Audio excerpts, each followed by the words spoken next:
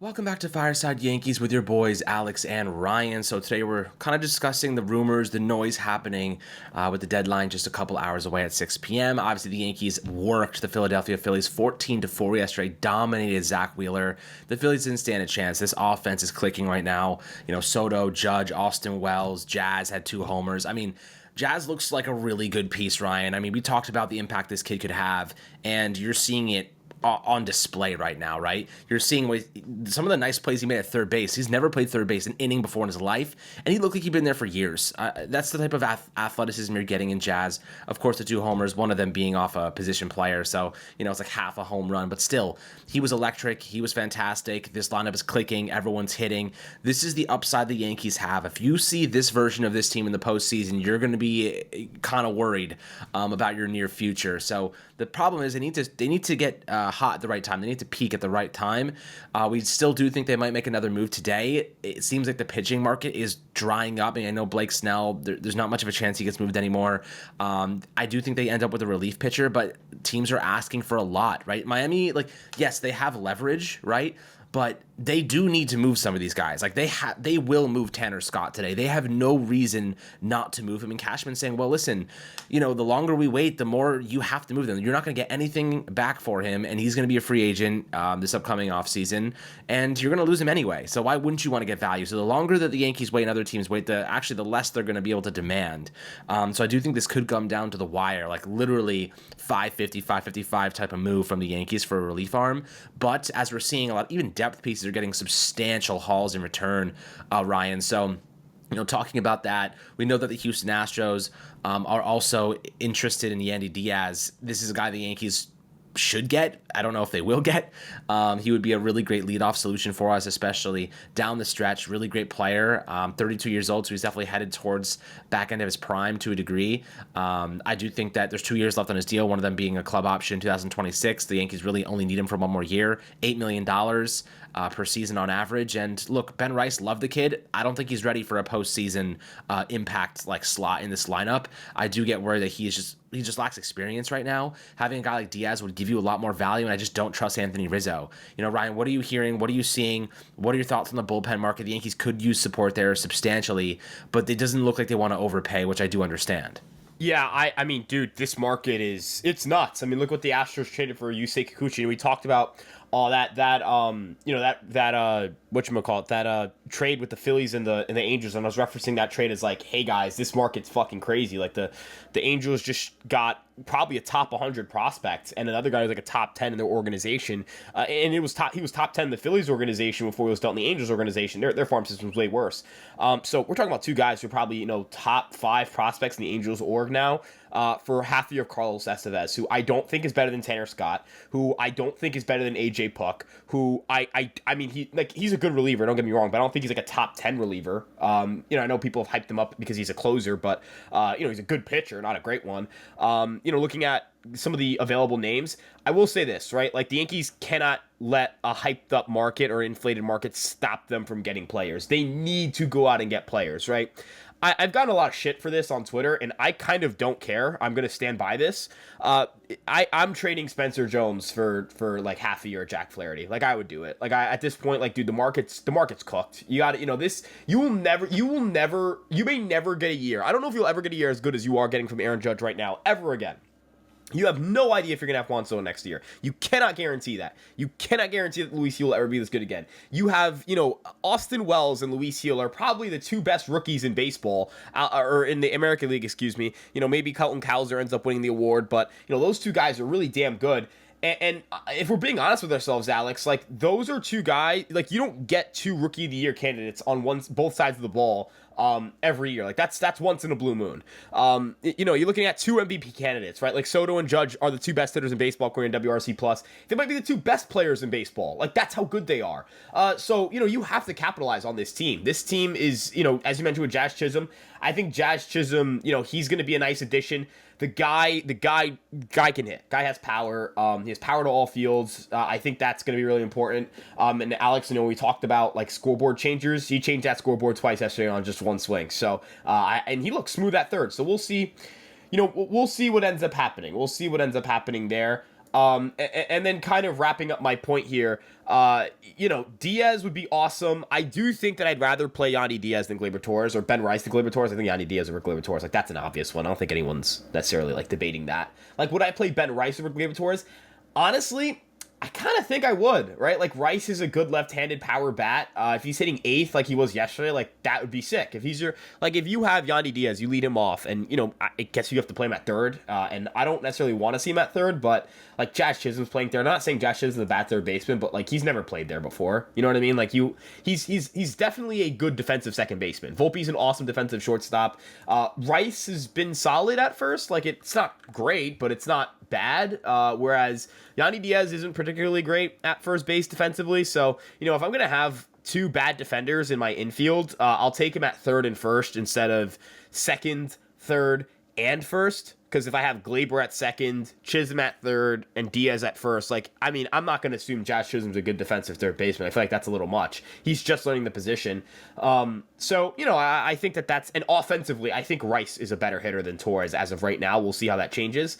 And you can get something for Torres. I think you could trade Gleyber Torres and get a decent chunk, a decent player, a decent piece. Apparently, the Twins are listening on players like Kepler, Margot, and Duran. I wonder if maybe, they think about maybe the Yankees can explore Yohan Duran. I know that price tag would be high, but he's a stud closer. Like, he's got that 100-mile-per-hour splinter. But again, I'm not relying on that. I wonder if they're willing to trade a guy like Carlos Santana. I've had that conversation here on this podcast before. And, Alex, they need pitching. They need bullpen help. I kind of think they need a starter, too. Flaherty, Bob Nightingale, dude, fuck off, man. Like, that was such an asshole report to put out there. Like, be like, Yankees have had extensive talks. Like, I'm over here like, oh my God, is this about to happen? And then Heyman kind of pours cold water on it. He's like, it's not overwhelmingly positive on that front. There was a report suggesting that the Yankees and Dodgers have been talking to the Tigers throughout the night. Don't want to burst bubbles here, but if it's the Yankees versus the Dodgers, you know who's winning that bidding war. The Dodgers have more ammo. Yeah. So it's look, this is a tough situation. I know John Heyman just tweeted like a minute ago. The Yankees are interested in Yandy, Rengifo, Scott, Fairbanks, Finnegan, Urseg, and many others. It's an extreme seller's market, he says, but they're focusing on the bullpen, infield versatility. You're going to get Yandy. He is a first baseman now. Like, he is a bad third baseman in terms of defensive value. So if you're going to go get him, he's going to play first for you. And, that's kind of where the Yankees have to make that decision. Is it worth it? I don't know what the Tampa Bay Rays are asking for, but it's probably substantial because there's a lot of interest there. Rengifo, Ryan, we've talked about how he is a massive regression candidate. His slugging is non-existent. Like, this is the guy that you're going to get. He's going to have to play second base. And then you can move Gleyber, who's heating up. But again, the errors, dude, the Gleyber-Torres errors, after saying I'm a second baseman, I play second base, and then botching balls two days in a row. And this guy is one of the worst defenders in the league. He is probably the worst defensive second baseman in the league right now in terms of just overall, errors and mistakes and lackadaisical moments. He tries to operate as this smooth individual at second base, but instead it just comes off as lazy and inefficient a lot of times. Boone must be he said in the past, he kind of looks like he's lazy doing it, but he's actually a good defender. The numbers speak for themselves. He's been very inconsistent in a lot of ways. Defensively is just another variable to add to the equation. Rengifo, if you get him, you got to trade Gleyber. Yandy, he's playing first base. Tanner Scott obviously be ideal. He's a guy that can come in and close for you. Clay Holmes, it looked better in his last outing, but again, volatile. He goes through streaks where he's excellent, and then goes through streaks where he's unplayable. And then Finnegan, Urseg, okay, arms. Fairbanks is not our favorite. I know, Ryan, you don't like him. Are you willing to give up? Look, you're getting a half-year rental of Tanner Scott. What are you willing to give up for him? I imagine you're not giving up a top prospect, but you may have to give up someone pretty decent in exchange for an arm of that caliber that can be the difference between a World Series and not. Yeah, dude, based on what the Angels got for Carlos Estevez, should the Marlins ask for Spencer Jones? Dude, this is such a dog shit market, man. This market sucks for buyers. But if it's Tanner Scott or nobody, I'm taking Tanner Scott, right? I've put this on Twitter, said this multiple times. If it's trading an uncomfortable prospect package to get a impact player or get nobody, it is trade the uncomfortable prospect package. Folks, Aaron Judge is having the 6th best offensive season by a hitter since integration. If you remove Barry Bonds, it's the 3rd best, right? So if you take away steroid users, it's Ted Williams and Mickey Mantles. And it was in 1957.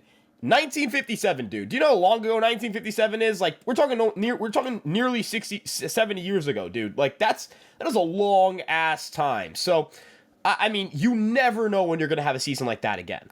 Juan Soto is having the best season by a left-handed hitter in the 21st century for the New York Yankees. No left-handed hitter has ever played for the New York Yankees and qualified for plate appearances and had a better year than Juan Soto's having right now. So you're having the best season by any hitter for a Yankee in the 21st century and the best season by a left-handed hitter for any Yankee in the 21st century. I don't know what else has to happen for people to think that this team's the team you have to buy all in for. Like, do you need Garrett Cole to put up a 0 ERA the rest of the way? Does, like, Gleyber Torres have to hit 60 home runs on the stretch? Like, do you need every single hitter in your lineup to be an MVP voting? Like, this is the best shot you're going to have to win a World Series, potentially. I'm not blowing it. I'm not. Like, what if Soto's not here next year? What if Judge takes a step back and is, like, a really good and not, like, a historically dominant player who walks to the plate and makes every pitcher have shit running down their leg? There's no reason at all, none, for the New York Yankees to be scared of overpaying. Alex, the Yankees overpaid for Juan Soto. Let's be honest with ourselves, guys. They traded Michael King. Michael King's really damn good. Michael King has like a 3.15 ERA. He's made every start this year. He's awesome. They turned Drew Thorpe into part of the return for Dylan Cease. Dylan Cease is a good starting pitcher. Randy Vasquez has been a serviceable pitcher this year, and he has 5 more years of control. Johnny Brito's been a serviceable pitcher. He has 5 more years of control. Kyle Higashioka, they traded away 1 year Kyle Higashioka. He's been a good catcher this year, right? The Yankees gave up probably more WAR value than the Padres gave up for Juan Soto. Do you feel like you wouldn't make that trade? Would you walk back that trade? I wouldn't walk back that trade. I would make that trade twice. Fuck it, I'd give them another prospect if I had to go back in time and alter that trade. Because Juan Soto rocks. Juan Soto bangs. Juan Soto changes the outlook of this team. So when I hear people say, no, I don't want to trade Spencer Jones for that guy. Oh, no, you can't trade Chase Hampton. None of these guys are worth any of our top 5 Shut up. Respectfully. Stop talking. I will overpay for an impact player any day of the goddamn week. Juan Soto fucking rocks. We overpaid for Juan Soto, objectively speaking, and he fucking rocks. Yandy Diaz bangs. John Flaherty, that's yes analyst, former Yankee legend. Jack Flaherty, strikeout machine. Jack Flaherty punches so many goddamn tickets, you wouldn't even know, like, he's gonna be racking up strikeouts like crazy. Tanner Scott throws a fastball and slider that literally nobody can hit. His ERA is lower probably over the last, month and a half than a legal blood alcohol content level for you to drive with. So when you sit here and tell me, I don't want to trade this, I don't want to trade that, if it's not Dominguez, you shouldn't give a shit. You really shouldn't. Where's Spencer Jones going to play if you sign Soto? Where? You have Dominguez, Soto, Judge. Can't DFA Stanton. That's not happening. Take that out of your thought, your psychology. Oh, no, I like Jordan Vivas. Oh, no, we may not have him next year. Ah, shit, I'm kicking myself right now. We have Jazz Chisum for 2 more years. Oh, I'm just kicking myself right now. Oh, no, we may not have Chase Hampton. All of our starters are under contract for next year. Your goal is to win the World Series. Prospects are either players to help your roster right now and contribute on the field, or they're trade chips. We're not talking about acquiring guys, like Jack Flaherty's the exception here and Tanner Scott's the exception here. We're not talking about acquiring bums who are rentals. We're talking about acquiring either cost-controlled players or the best available pitcher on the market and the best available closer on the market. Those are the guys you need to be targeting. I don't want, fucking Tyler Anderson. If I see Tyler Anderson or Luis Rengifo on my glorious ball club, I'm going to lose my mind.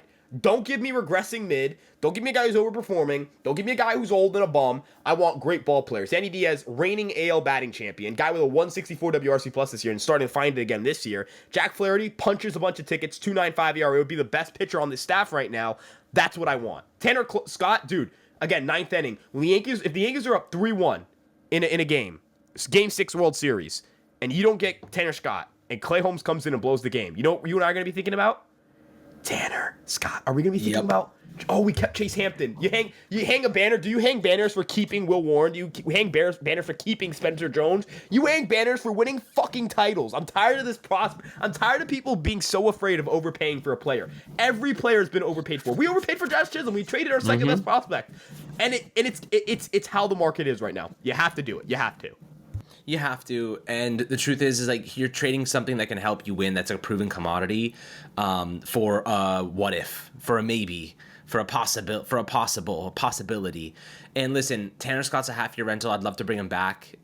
He's going to get a pretty penny, most likely in the open market. So maybe you take some of that Tommy Kahnle money that you're going to get, the money you save from Rizzo and Gleyber Torres, 15 mil. Jazz, I don't think is making that much. If I'm not mistaken, you still have 2 more years left to control. This year he's only making 2.6 mil. He's gonna go play second base, right? Like you're probably shifting him over to second base. The Yankees may want to go out into free agency, find themselves a third baseman, or acquire somebody in the offseason. This is kind of how I envision the Yankees going about this in the future. But right now, Jazz is going to play third base for this team probably every day. Unless they trade Torres today. I don't know if they will. Look, aside from the error yesterday, he botched a double play that led to a run for the Phillies last night. You know what I mean? That was the Jazz, the cleanest, smoothest gather at third base, fired it over to Torres, and then he hesitates and then doesn't get the throw there in time. Like, these are the things that win and lose you games in the postseason, man. You know what I mean? Those small moments, those inches that you're giving up. In the postseason, it's a 1-run game a lot of times. You're grinding out 2-1 games, 3-2 Remember, games, fellas, 0-1. 1 inch does matter. It does. 1 inch. 1 is inch massive. does matter. It's huge, massive. It's massive in the NFL. It's massive in the MLB too. Like that. It's the difference between barreling up a ball. It's the difference between getting an out at first base on a double play. And you know what? Gleyber Torres finds himself in positions where that inch matters even more. And I do think that right now, if you're the Yankees, you have to think about that. Like, is he going to compromise your defense in a critical moment in the postseason, right? That is a question the Yankees have to ask themselves. And right now, the answer is absolutely he is going to screw you right when it matters most. Because he has done it every step of the way this season defensively. Offensively, he's getting better. He's showing better at bats. He's starting to heat up, and we love that. But the laziness, the lackadaisical approach on the defensive side, the lack of urgency, it is palpable and it's obvious and it's on film for us to watch every day. It can't happen. It can't happen. So listen, if the Yankees can find themselves a third baseman, maybe there's a way out of this. There is really no third baseman available. You're really if you go get Yandy Diaz, maybe the offensive upside there helps offset that loss of defensive value they're getting from Torres, right? Like you have to play that game, I guess. Also want to point out, like, you either need to be a dude who bangs the plate or you need to be a good glove. You can't be bad at both. Right now, Gleyber's bad at both, right? And it's a lot of routine plays, as you mentioned. It's a lot of like, the fuck are we doing, right? Like that kind of thing. Like, what are we doing kind of plays. And I think Gleyber, he's a heady player. The one thing that's been consistent about Gleyber Torres, and I don't mean this to insult him, is that he's a heady player. Look, there's no shame in that, right? Like, that's not everybody. Some people are just a little more heady than others. Is that necessarily going to play in New York, right? It has really like reared its ugly head, and I'm sure he is a ridiculously talented baseball player. He is. But I mean, Alex, we've seen it, right? We've seen it this year. And are you going to bank on the turnaround? I feel like banking on the turnaround, that's not a responsible way to build. That's just not a responsible way for this ball club to try to keep going and try to keep, it's not a responsible way to try to bank on or project your ball club. Yandy Diaz cannot play third base. He's an awful defensive third baseman. I will watch Yandy Diaz play. Like, if I'm going to have an awful defensive third baseman, right? I mean, Chisum's a good defensive second baseman. Volpe's a great defensive shortstop first base. Diaz he's pretty rough at first, right? And then, Rice, he's like okay at first. I feel like he's held his own. I don't think he's been particularly great or awful there. And to kind of wrap my point up here, is like Diaz, Volpe, Chisum, Rice. Is that a better defensive infield than Chisum, Volpe, Torres, Diaz? Diaz is like -4 outs above average at first. Chisum's playing out of position, and Torres is a brutal defender. You know what I mean? Like, I'm gonna take Yeah, I'm gonna take that Diaz at third base situation because I know he's a brutal anchor there, but Volpe's right there. Like Volpe has great range. Volpe can kind of make up for that. I think Volpe can help kind of cover his ass a little bit, for lack of better terms. And Diaz bangs, dude. And he's a consistent leadoff threat. He's gonna get on base. He bangs. He kills left-handed pitching. The Yankees need that. The Yankees need a guy who bangs. And could you imagine the lineup, dude? Diaz, Soto, Judge, Wells, Stanton, Chisum, Dominguez. That's sick. That's sick. Oh fuck! I'm running out of names. Did I even mention? I don't. Wait, who else did you miss? I missed somebody, but you get my point. Somebody what filled was the it? blanks. Yandy, Soto, Judge, Wells, Stanton, Jazz, Chisum, Volpe. You could go Dominguez, Volpe. Dominguez or Verdugo. Oh, Rice, Dominguez, Rice, Volpe. You could go that and replace Verdugo for Dominguez for now because that's how it is. But dude, that lineup. I mean, Yandy's playing first. You could play him at third and play Rice at first, and then somebody mentioned this. I think this makes sense. Late games have LeMahieu or you trade Glaber probably in that situation. Yeah. Receiving in a reliever for him. If you can just have John Birdie be like the guy who comes in late in games. Speed guy. He's a great. LeMahieu can do that too. Defense. Like Cabrera can do that. Dude, that team bangs. Like that lineup fucks. Volpe's your 9-hitter. Good. We are going to score 1 million runs a game. We gave up 4 runs yesterday. 4 ERA is not great, right? But you know what rocked? Scoring 14 fucking runs, putting 2 tutties. We will never see a New York team. You will never see the Giants even score like that against the Eagles. Like, especially with Daniel Jones at the helm. Like, good God, dude. I mean, we're not talking about shit show. That guy sucks. But like, the Yankees scored 14 yesterday. 14 runs. When the lineup bangs, baseball's more fun. And in the postseason, this team needs to be able to bang. They also need relievers. Maybe they can punt on getting a starter, but we'll see. Like, this is a weird deadline, Alex. I legit don't know what the fuck they're going to do.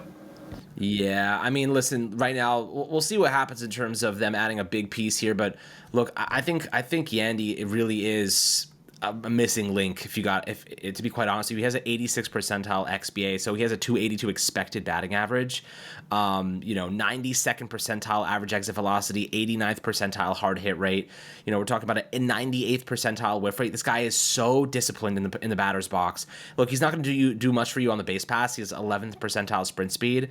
But man, he sprays the ball. Like every single inch of the field is covered, and he hits a lot of home runs. He'd actually have hit more home runs in Yankee Stadium than he would have in Tampa. That stadium's deep. So this is a guy who can hit oppo. He can pull it. He can hit a dead center. He's a really, really talented individual. You cannot align for him defensively because of how well he sprays the ball. Now, his on-base percentage has plummeted this year, but he is still very, very effective. And listen, if he goes to a team that's actually in contention, the Rays are obviously like falling behind. If he goes to a team that's looking like they want to fight, maybe he elevates his game. Maybe this is a situation where he gets better as the season progresses. He's also gotten better as the season progressed too. Like since June, the numbers look good. The ground ball rate's decreasing, which is what he did last year. That was the adjustment. And dude, he's scoring position. Oh, yeah, dude. I mean, good. Again, he's got that leadoff. You got a guy in front of Judge and Soto who can get on base a ton. And imagine being a lefty trying. Like, the thing with the lefties is that they've been able to kill the Yankees because, not that Soto's bad against lefties, but it's like, Soto, Judge, those are your lefty guys who can kill lefties. Stanton's down back, that helps. Diaz off rip can just crush a ball. That's the thing I love, dude. Off rip, dude, dude, game 1 ALDS, like, Cole shuts down the team in the top of the first. And then Diaz comes up and just fucking lasers. Remember that ball he hit off Cortez was like 117 miles an hour? I was like, oh my God. What I love? What's up? I'll tell you what. I'm just doing a little bit of like deep diving into Yandy's numbers in general, his inning splits. So he starts off in the first inning. So his first at bat, he's hitting 264. He gets like progressively better, or at least a lot better, the second and third time he sees pitchers. So in the third inning, like assuming like let's say he gets his second at bat in the third inning, which the stats would suggest that, he's hitting 324 in his second at bat with a 361 OBP. So you're seeing he's getting better here. And then it's in the fifth inning when he's getting his third at bat comes around, he's hitting 295. So you're seeing this guy who first at bat still good, 265 average, and then he skyrockets to above 30% hit rate, and then hovers around that 30% hit rate in the third at bat. So this is a guy who gets better as the game progresses, and that's very, very good for the Yankees because you want to start strong, and a guy like that can definitely get on base and do some damage for you.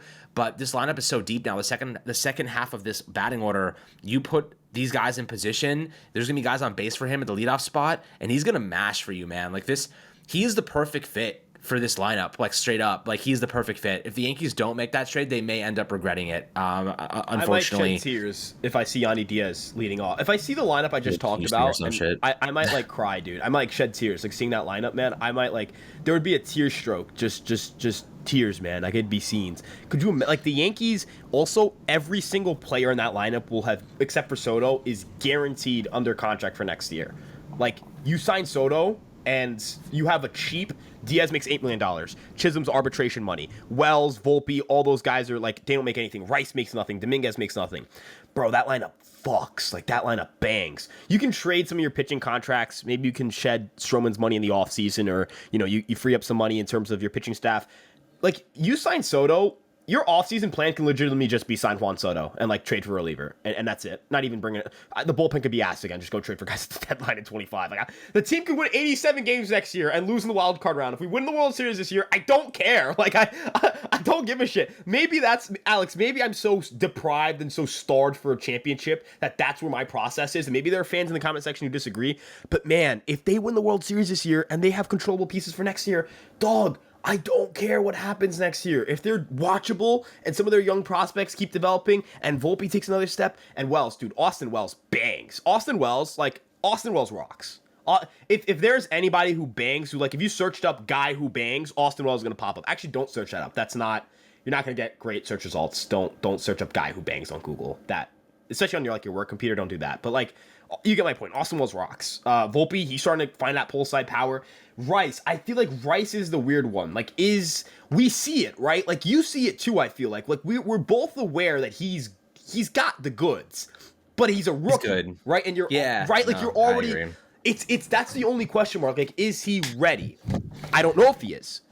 I don't think we don't know. Look, when it comes to Ben Rice, he's got it. Like, he's got the goods to be our long-term first base. And guys, we're talking about a team that is going to have 3 guys in the infield potentially, or rather 2 guys in the infield. One of them being Austin Wells at catcher. I guess you could say he's in the infield too. But you know, you say you have Ben Rice at first base, lefty. He's the prototypical player the Yankees like at first base. He's a prototype for them. They have developed him to be their first baseman. Everything about him screams Anthony Rizzo's replacement, right?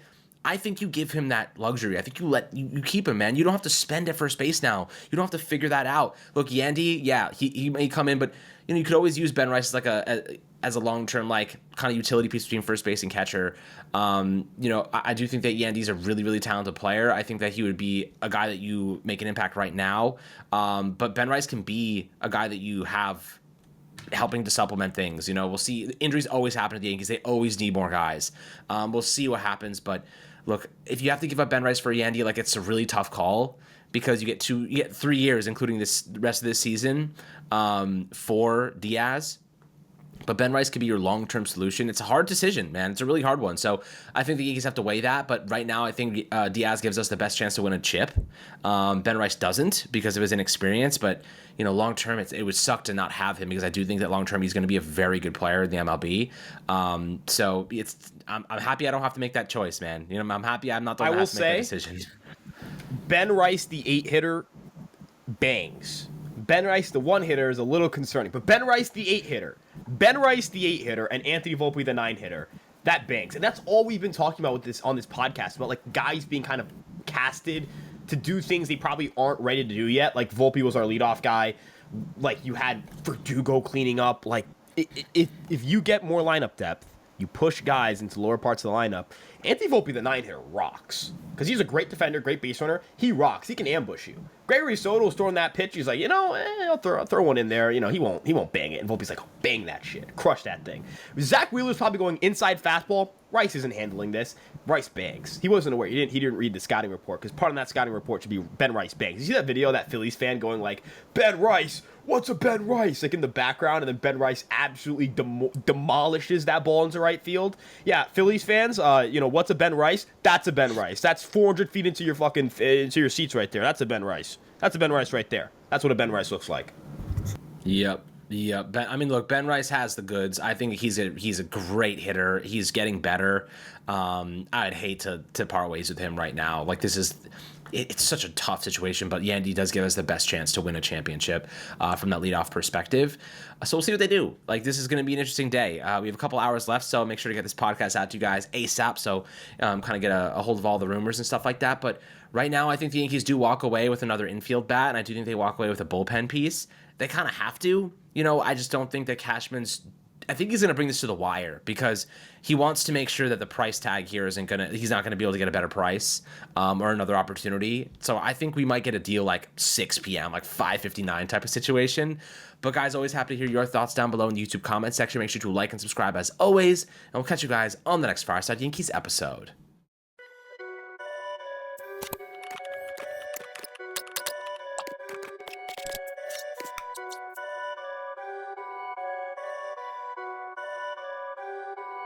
Perfect.